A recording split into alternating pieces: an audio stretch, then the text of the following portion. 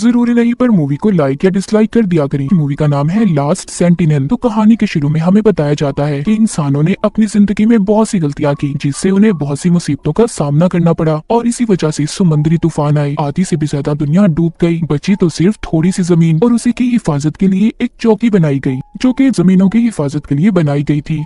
समंदर के बीचों बीच वही चौकी दिखाई जाती है। उसे सेंटिनल का नाम भी दिया गया था। ये साल था 2063 का। जमीन का नक्शा पूरी तरह बदल चुका था। यहाँ पर 4 सिपाही पहरा दिया करते थे, मगर इनकी ड्यूटी 2 साल तक की थी। अब 2 साल तो हो चुके थे, मगर इन्हें लेने यहाँ पर अभी तक कोई भी नहीं आया था। हम देखते हैं कि ये लोग तूफानी रात में मछलियाँ पकड़ रहे थे। तभी इनका कैप्टन ये देखता है कि एक तूफानी लहर इनकी सेंटिनल से टकराने वाली है, इसीलिए वो अपनी टीम को अंदर जाने का कहता है। अब ये जो मछलियाँ पकड़ रहे थे वो भी दोबारा से पानी में गिर गई थी। एक साथी जिसका नाम बेन्स था, वो एक पाइप को ठीक करने जाता है, जिससे चौकी में पानी आ रहा था। इससे पहले पानी और बढ़ता, इसने पाइप को ठीक कर दिया था। दरअसल इस चौकी को ऐसे बनाया गया था कि ऊंची लहर से भी इसका कोई नुकसान ना हो। ये पानी की लहरों के साथ ही अपने आप को एडजस्ट कर लेती थी। अब सुबह हो गई थी। यहीं पर इनका एक और साथी सेलिवियन बहुत दुखी था कि वो लोग उस तूफान की वजह से मछलियाँ नहीं पकड़ पाए, क्योंकि मछलियाँ पकड़ने का मौका इन्हें महीने में सिर्फ एक बार ही मिलता था। बेन्स जो कि सेलिवियन पर बहुत नाराज था,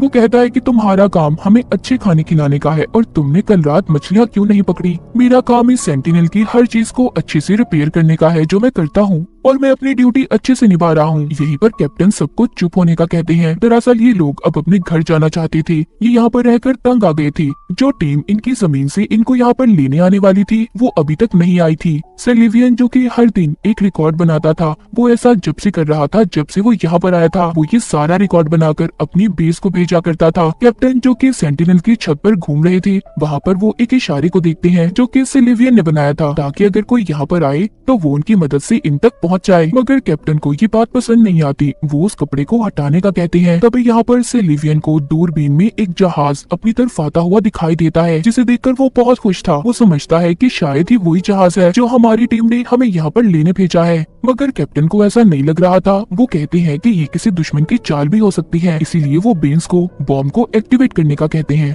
और साथ ही इनकी एक और साथी जिसका नाम कैसिडी था, उसको रिडार पर सब कुछ चेक करने का कह रहे थे। दरअसल रिडार से ये पता करना चाहते थे कि ये जहाज आखिर किस तरफ से आया था। अब वहाँ पर बेन्स गन्स चलाने के लिए तैयार था, मगर कैप्टन उसे रोक देते हैं और सेलिवियन से ये कहते हैं कि तुम्हें छोटी कश्ती लेकर उस बड़े जहाज तक जाना होगा और देखना होगा कि वो हमारी मदद के लिए है या फिर किसी दुश्मन का है। सेलिवियन जो कि डरा हुआ था, वो जाना तो नहीं चाहता था, मगर फिर भी वो कैप्टन की बात मानकर जाने के लिए तैयार था। इसीलिए अब वो कश्ती लेकर उस जहाज पर चला जाता है। कैप्टन उससे बार बार राब्ता करने की कोशिश कर रहे थे, मगर वो अपने सिस्टम को बंद कर देता है, क्योंकि उसे शक था कि अगर जहाज में कोई हुआ तो वो उसे सुनकर पकड़ लेगा। उधर कैप्टन को ये लग रहा था कि सेलिवियन को दुश्मन ने मार दिया, इसीलिए वो कंट्रोल रूम में जाते ही बॉम्ब को कैसिडी को एक्टिवेट करने का कहते हैं। बॉम्ब को एक्टिवेट करने के लिए 2 चाबियों की जरूरत थी। वो ये सब कुछ करने से डर रही थी, मगर ये इनका फाइनल ऑर्डर था। उधर सेलिवियन जो कि उस जहाज की छानबीन कर रहा था, उसे वहाँ पर कोई भी नहीं मिलता, ना जिंदा इंसान और ना ही मुर्दा। वो ये सब देखकर मायूस हो गया था कि अब भी इनकी टीम में से इन्हें यहाँ पर लेने कोई नहीं आया।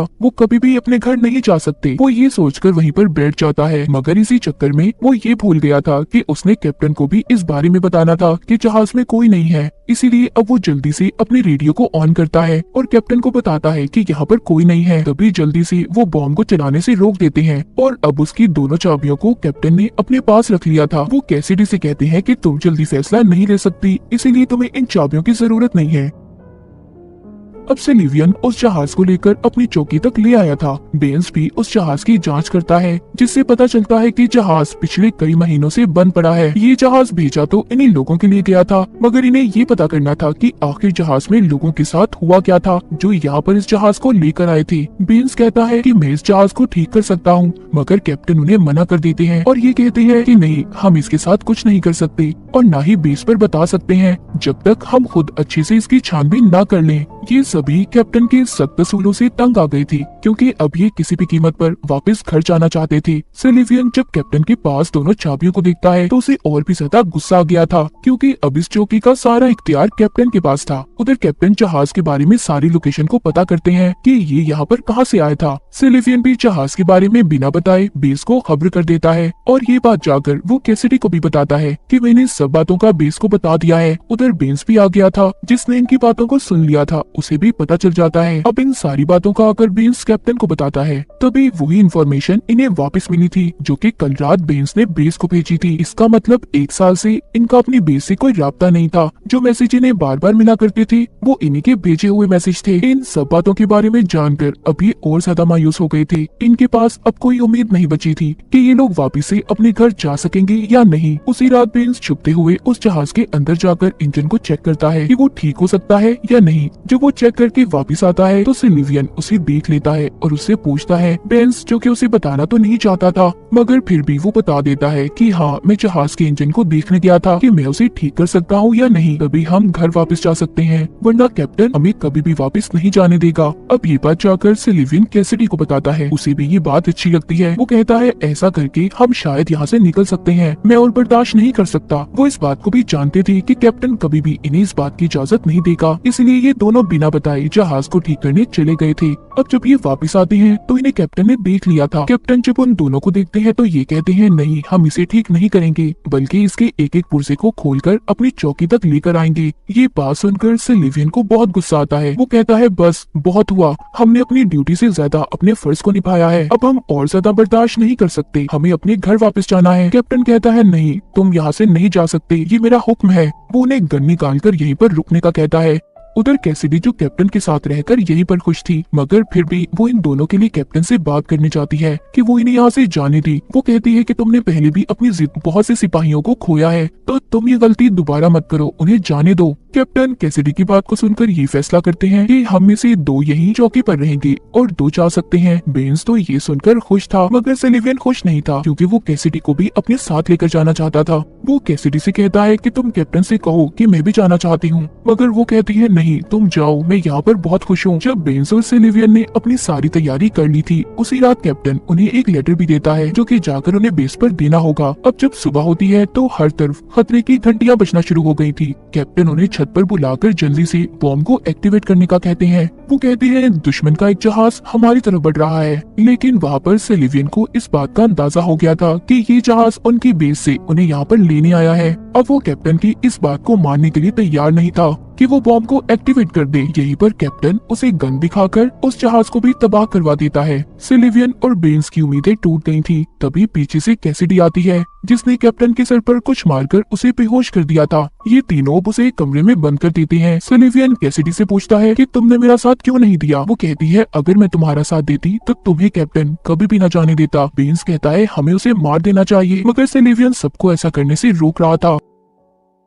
सिल्वियन कैप्टन से मिलने जाता है और उससे पूछता है जब हमारे दरमियान में ये बात तय हुई थी कि हम में से 2 लोग यहाँ पर रहेंगे और 2 वापस चले जाएंगे तो तुमने अपना इरादा क्यों बदला। वो कहता है ये जहाज हमें लेने 3 महीने पहले भी आया था मगर किसी ने रेडार से रास्ता बदल दिया। हम लोगों के बीच में कोई गद्दार छुपा हुआ है जो चाहता है कि वो यहीं पर रहकर हर चीज पर कब्जा कर ले और जो हमारी जमीन है उस पर बॉम्ब गिराकर उसे तबाह कर दे। सिल्वियन कहता है अच्छा, अगर तुम सब बातों को जानते थे तो तुमने मुझे पहले क्यों नहीं बताया। इतना कहकर वो वहाँ से दोबारा से उसे बंद करके चला जाता है क्योंकि उसे कैप्टन की बातों पर यकीन नहीं था। जिसके बाद सिल्वियन अब सारा दिन बेस से मदद मंगवाने की कोशिश में लगा रहता है पर कोई फायदा नहीं था। यहीं पर कैसिडी उसे अपने बचपन की तस्वीर भी दिखाती है और ये बताती है कि जब दुनिया डूबी नहीं थी तो मैं अपनी फैमिली के साथ समुद्र पर आई थी, लेकिन दुश्मनों ने मेरी सारी फैमिली को मार दिया और बस मैं अकेली बची हूँ। ये सुनकर सिल्वियन को बहुत दुख होता है। रात को कैसिडी जब अपनी ड्यूटी कर रही थी तो उसके पास बेंस आता है जो नशे में था। वो उसे बदतमीजी करने की कोशिश कर रहा था। कैसिडी खुद को छुड़वाकर सिल्वियन के पास जाती है। बाद में इन दोनों को पता चलता है दरअसल बेंस कैसिडी के पास बॉम्ब को एक्टिवेट करने की चाबी लेने आया था। बेंस रेडियो से बेस पर ये मैसेज भेज देता है जो काम वो करने आए थे वो पूरा हो चुका है, इसीलिए उन्हें वापस बुला लिया जाए। सिल्वियन और कैसिडी जल्दी से कंट्रोल रूम की तरफ बढ़ते हैं।